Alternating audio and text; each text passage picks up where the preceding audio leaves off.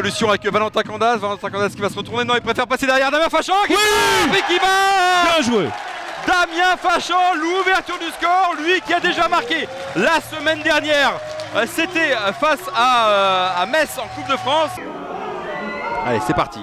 Attention de la tête, c'est Rémi Bonenfant. Rémi Bonenfant qui égalise ici à Dunkerque. Égalisation, on l'a dit tout à l'heure. Rémi Bonenfant, c'est un excellent joueur de tête, il l'a prouvé. Qui va me tenir informé, on ne sait jamais. Attention, c'est parti là sur le côté droit. Il y a tout le monde du tournier absolument tout seul dans la surface. Oh là Le but de Jamal Thiaré, on l'a dit, c'est un poison. Il ne faut pas le laisser libre. Et le voici. Ce but est le deuxième but côté Avranchiné. Ce ballon, il est tout seul. Hein.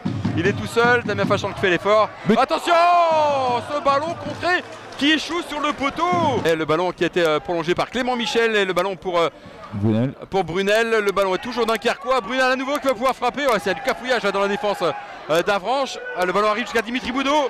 Attention le ballon. Non. Oh là là. Le ballon est marqué. Oui. Le but.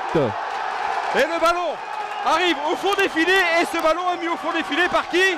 Par Marc Fachan. Marc Fachan, le meilleur buteur dunkerquois depuis le début du championnat. J'ai une frappe de loin de la passe de Mathias Serin. Baba Touré. Et le but. Oh non. Comment ont-ils pu rater louper ça?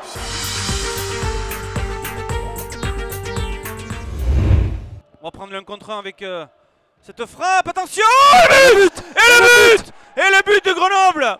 Quel but Nicolas. Alors toujours la même question, est-ce que on a voulu frapper du côté grenoblois ou est-ce que c'était un centre? Moi je pense qu'il a pris l'option de frapper. Venu, attention à la baguette, c'est contré, ce sera...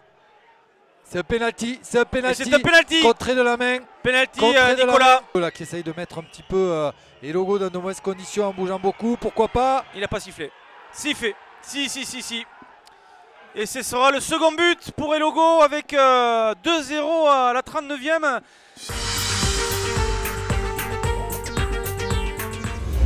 Pas très loin d'ici d'ailleurs sur la pelouse de Cholet, 4-2. Attention avec une nouvelle incursion dans la surface de réparation et l'ouverture du score pour Chambly. Elle est signée du numéro 14 Thomas Henry qui vient donc crucifier Mathieu Pichot après seulement 4 minutes de jeu. Et donc Chambly qui ouvre le score pour Bongongui.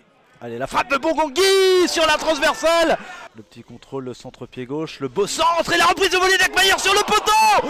Oh là, il manque de chance là les Vendéens. Minute de la rencontre. Du temps réglementaire et voilà.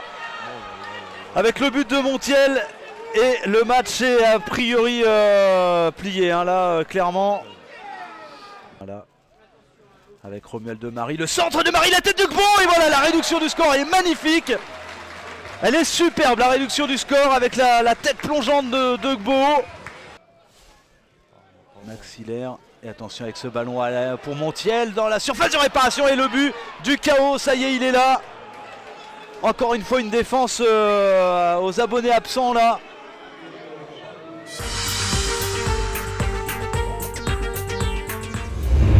Ouédraogo vers l'avant avec Mickaël Firmin dans l'intervalle, le centre de Mickaël Firmin, il avait été prolongé de la tête par Lokman Ouédraogo sur le poteau. Ça peut être un bon piège ce genre de corner pour n'importe quelle défense et c'est bien frappé avec la tête dedans de monsieur. Tête sur coup de pied arrêté, Ibrahima Traoré, 1-0 pour l'entente 65e. Il est parfaitement tiré ce corner de Lokman Ouédraogo. Un but partout entre Pau et Lyon-Duchère. Et attention à ce ballon dans la surface pour Etchimi en retrait avec la frappe qui file dedans. Oh quel but. Oh quelle égalisation la Valoise qui est signée. Tout simplement Bridge Ndilou. Premier but pour Lyon National. Et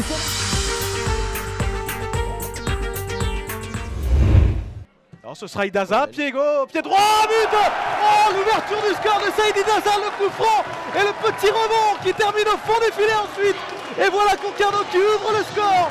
C'est son 12e but, toute compétition confondue cette saison. 3 d'Europa League d'ailleurs lors de la saison 2009-2010 également. Sukuna encore face à Irep, Sukuna qui en fait voir de toutes les couleurs à Kelly Irep et qui obtient un penalty en national. Rabillard et c'est au fond l'égalisation de Béziers. Ça ne traîne pas dans cette partie, déjà un partout. Et un excellent coup franc pour les Bretons. Damessi, la barre transversale cette fois.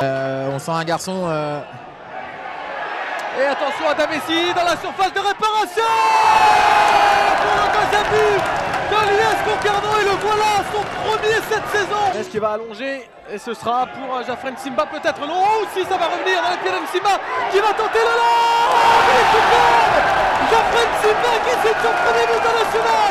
Il est magnifique et la célébration est tout autant pour le latéral de Concarneau. 3-1.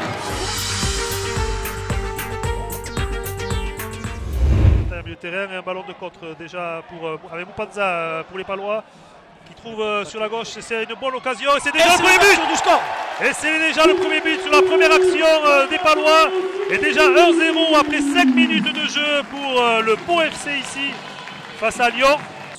Il s'est trompé Malaga et du coup une action, oui, tout seul devant le but, c'est une vraie action et le but. Le but pour les Lyonnais, il me semble que c'est Enzo Real sur cette passe de Jackson Mendes qui déborde. Jackson Mendes et un partout, 40e.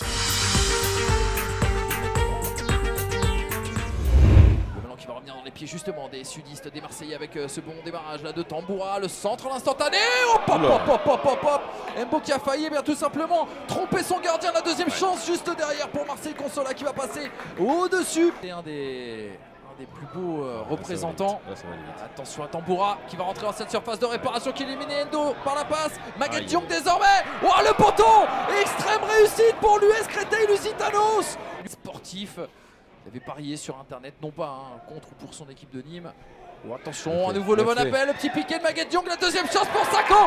Là voilà l'ouverture du score pour Marseille Consola. 30 minutes de jeu tout rond et les Marseillais à juste titre et de manière méritée qui prennent déjà l'avantage. Parti ensuite à Saint-Gabriel, à Herbel avant de s'installer à Côte-Bleue.